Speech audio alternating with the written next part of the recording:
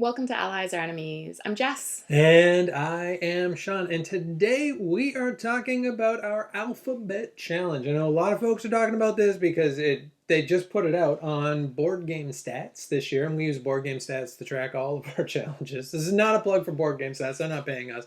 It's just the only board game app we found that keeps all of our stats.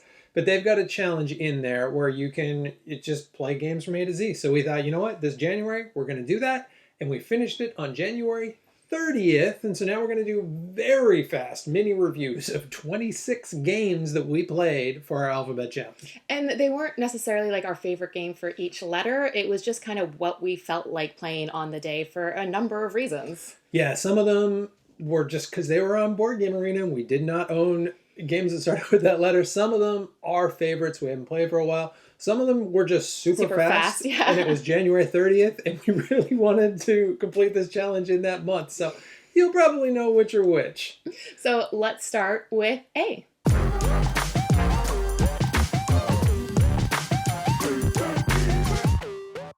A is Arc Nova, and that was our most played game last year in terms of the length of time that we played it. Yeah, it was the most hours that we played a game last year is like 11 or 12 hours of Arc Nova or something. Or even way more than that, possibly. I might be totally. I think it was like 11 games, and they count it for like 2 hours a game. Yeah. So it was like a day of Arc Nova. And last year wasn't enough for us. We already it was in the first week of January, played Arc Nova yet again. And Jess continues to whoop me at it, so that has not changed. B is Bandito, and this is a favorite of ours for a co-op game, and it's just really quick. I wish it took up a little less space, though. I wish it was more travelable because... And it takes up a small box in terms of packing it, but when you play it, you need a giant table or just a giant floor space to play it. Yeah, you need a big chunk of space, but it's just a super fun. And we got Bandita as well, and I think I just prefer the simplicity of Bandito. Yeah, it plays a little bit faster, and we still escapes about half the time. I think we caught him this time, though. Yeah, I think we're pretty 50-50 with it. C is Clank Expeditions Temple of the Ape Lords, and we don't own base game Clank. We own the legacy version of Clank, but you are able to use the legacy cards with any of the kind of expansion boards. And so we got a couple of the expansion boards, and they're really great because each board has two different sides that all play a little bit differently. Yeah, and I think there's two more boards as well that we don't have. There's like a Sunken Treasures and I want to say that there's something else too, but I really like those two. And with the Legacy, I wasn't sure if it was going to work, but we found the expansion board for like $10, so I figured, you know what, let's see. And you totally can. It works with like 98% of the cards that you end the game with Legacy. So I play all the way through, then you can take those cards. You just got to change things a little, like pickaxes become keys.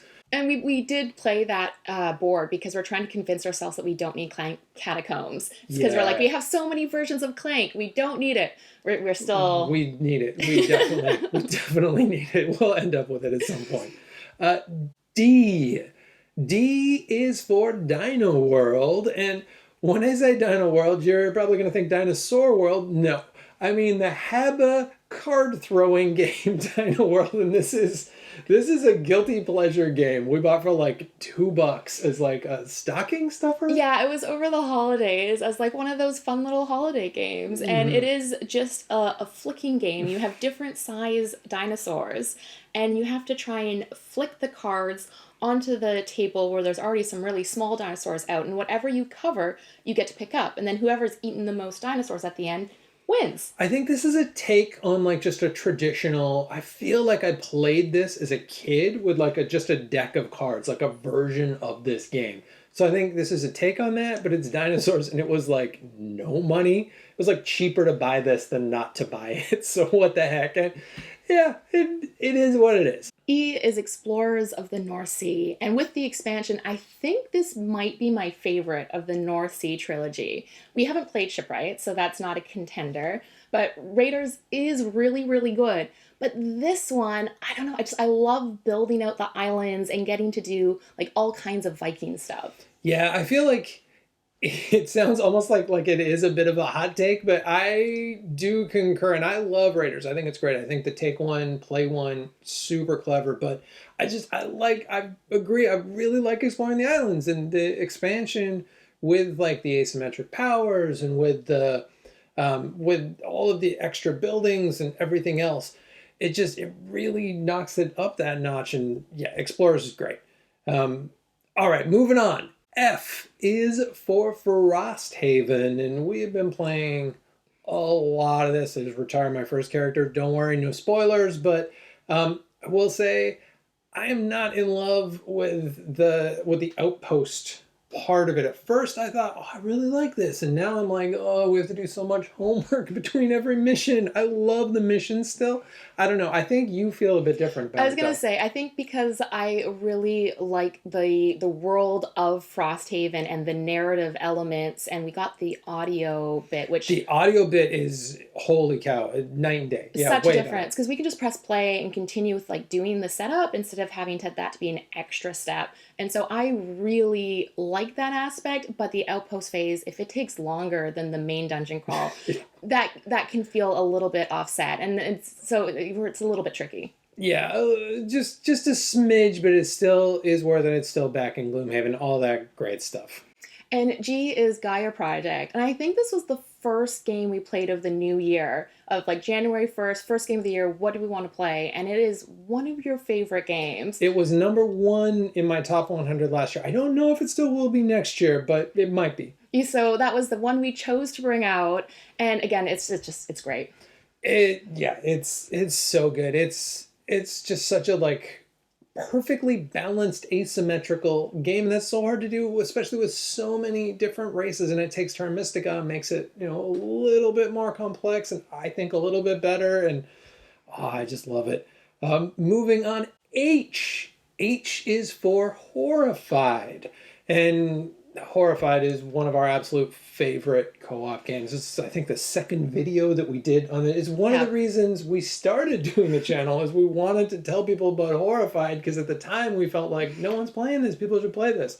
Now a lot of people are playing it, and that's great because it's just terrific. It is funny because we chose our name Allies or Enemies because we were going to do a competitive and then a cooperative Right, game that lasted alternating. I think it lasted like the first 4 videos. Yeah, and then we realized we have way more competitive games, but we do love cooperative games, so this is a great quick one. I is Isle of Cats, but specifically Explore and Draw, and I just love the kind of flip and right version of Isle of Cats. It takes the big game, makes it really similar, but in a much easier setup and quicker to play version, and we just love drawing the cats on the boats. And we just did our favorite expansions, remakes, and sequels of 2022, and Isle of Cats Explore and Draw was number 2.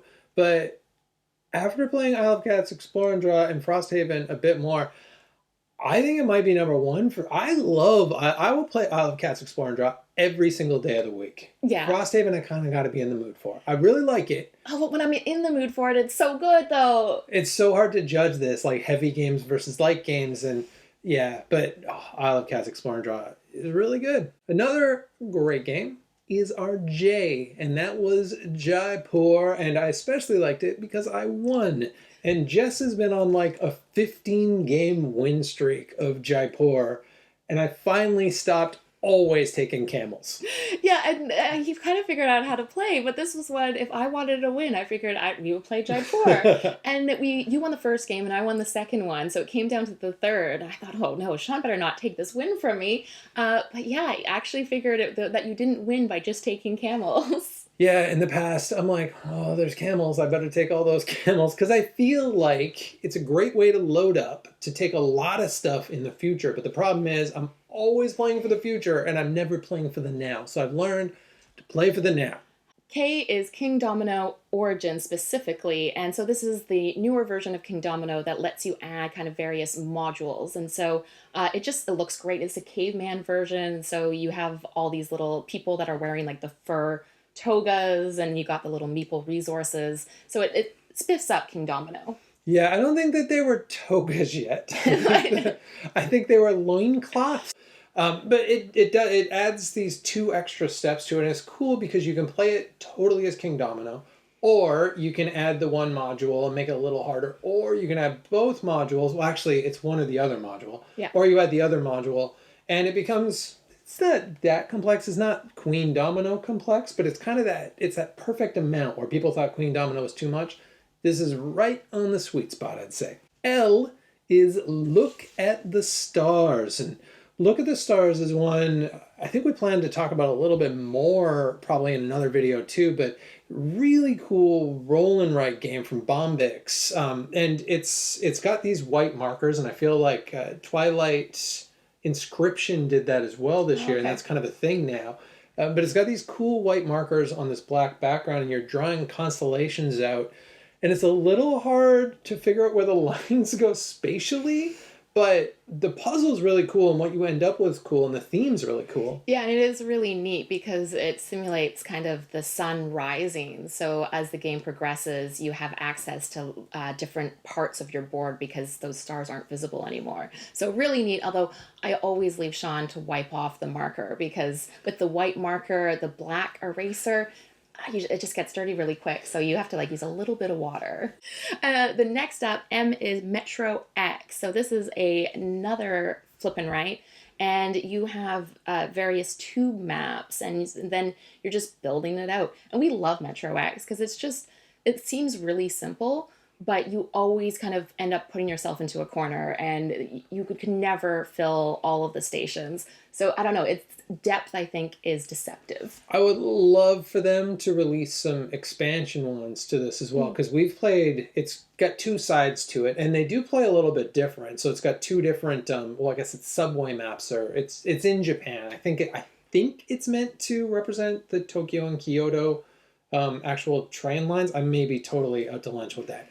But I'd love to see them do it for some other cities as well and have some more maps, because yeah, it's great. We've played so much of it that I want even more. N is for the networks. And networks is one that I think still really flies under the radar. And they brought out a duo version, and I don't know, I didn't hear a lot about it, and honestly I wasn't that keen because this plays perfectly fine for two players. You don't need anything else. This works great for two players, and it's a tableau building TV station running game. So you don't need this for two players, but just in general for the game, I do recommend the expansion because that gives you the different types of networks and the asymmetry. And we've been really enjoying playing the different networks because each of them have very different goals for what they're trying to achieve, and it does play very differently. Yeah, they all have totally different play styles, and it's cool too because they all play a bit like different. If you watch TV in the 70s and 80s, you would recognize these sorts of TV stations, which I really appreciate too. O is Odin's Ravens. So this is a great two-player racing game. You just deal out your cards and then you have your ravens that you are racing along. But one of the things that helps with that is the Loki cards. And so they're kind of the trickster cards that either give you a benefit or you can play it to kind of give a detriment to your opponent. Yeah, and this is the newer version, so this has been around for a while, I think. And yeah, there's an older version. I've never played the older version, but the newer version, like, it looks great. It's super simple. It's got these weird shaped cards, which I feel like works well for it as well. It's a solid filler race game, and there are very few two-player race games in the world, so it's nice to have this one. P is Parks. And I think I talked in our top 100. We had a time when we played Parks totally wrong. And this was my fault because we were playing with other people. We kept screwing stuff up, but it had been established. So I was like, you know what? We've already done it. That's fine. This game we play like that. But we had like 4 of those and it broke the game. So we played again after a little bit of a reset with the correct rules. And I'll tell you, having the right rules to a game makes a big difference. It played so much better, and it turns out it's still super fun. And I think there's even an original rule that we didn't quite get right. That this time when we were checking the rules to figure out the thing we messed up, we realized there was like something on top of that we also messed up. And so playing it completely correctly, great experience. Q is Quacks of Quedlinburg. I don't know if there are a lot of Q games out there. There's a few. There's Quixel. There's some of those weird short ones from that abstract game Oh, series. I okay. want to say I don't even know if that's true. Well, Quacks was the first one that came to Yeah, mind there for aren't a Q. lot. There aren't a lot. And yeah, we played Quacks with the Witches expansion. That's kind of the preferred way to play that we've found is using those two with the other side of the board. And yeah, it was just a great push your luck game. Quacks is terrific. Quacks is such a good like gateway game too. I will Alchemists, I'm still on the fence about having the Alchemist expansion there. Sometimes it's great, but that's certainly not an every game expansion. That's like a I played a lot of Quacks lately and I want to play one more, but I want it to feel a little bit different. But I think Witches is an every time expansion and it's great. It adds a little, you don't need it, but it adds a little something. R is root, and I feel like a win every time I talk Jess into playing this with me, whether I win or lose. And the hirelings have made a huge difference in root, and I think you're on like a 4 game win streak, so that probably helps too. That probably does help. I'd like to say it's not just that I've been winning recently and it has been the addition of the hirelings, but it could be that I have been winning recently. But the hirelings are great, and I just love getting these like various characters. They all look amazing, like on my team temporarily, and so that has won me over. Yeah, I think the last time we had a hedgehog highwayman, and the hedgehog highwaymen, I think, are a real favorite. They're great. S is a summer camp. So this is a Phil Walker Harding game, and it is a race game, but through a summer camp setting. And so you get to choose what activities your camp is participating in, which is great because you can choose like friendship and outdoors and Adventure, cooking. Yeah, there's like 7 different mini boxes. It's kind of nice that they actually come in boxes, and you pick 3 of them each time. And you're racing on all 3 tracks. So even though some of them work very differently and are a little unbalanced, it's at least different for everybody because it's not like one type of activity is just for one person. Yeah, it does change the game up, and this is one that is only available in the States. I think it's one of his Target exclusive games. So we got lucky, and we got actually I think your mom sent it Yeah. over here for us. And yeah, and it's just super fun, quick. Phil Walker Harding. It's what he does so well, and he does it again here. T is Trails of Tucana, and this is if this isn't our most played game of all time, it's got to be pretty darn close. And I like anything where I'm drawing a map. I love making the little bonus combos. Yeah, I just play this all day. It's one of my favorite flip and write games, and I'm always the person that announces the terrain. And I don't know, I just really like having that role of making those announcements, and it helps that it's double sided. I don't think there's ever been a time when we've only played one side. So anytime we play it, we do play it twice. Guaranteed we're going to play 2, yep. U is Ultimate Railroads. And so this is just a fantastic worker placement game. And this is one that I wasn't that interested in because I thought it was going to be kind of more of a train game, but it's very much more of an engine building worker placement game that is just fascinating, particularly the ultimate version where you can play, is it 4 different ones? 4 different boards, plus they've got another, and yeah, it's a train, like it's the loosest train theme ever. This could be anything. This could be like training penguins. It could be anything you can think of. They could put this theme on, but the mechanics are so good, and it's just such a fun track moving game, which happens to be train tracks, which is great. That's a literal translation. Tracks the tracks. And it's so satisfying, and the combos are so great. And when I said Gaia Project may not be my number one, this is the game I was thinking of. It has such a fun ramp up too, because I feel like round one you're getting like 8 to 10 points, and then the last round you're like 200 points. So it's just that progression is wonderful. Yeah, it's a good one. V, we played Village Green, which is a game we do not play a lot, and it's an interesting tableau builder card game. So you've got like scoring conditions that go on the outside. So you got 3 on the top, 3 on the side. Then you've got 9 village cards, like garden cards. And so you want your scoring conditions to line up with those flower cards. But then the flowers have these rules where you've got to play a matching shape or color next to each one.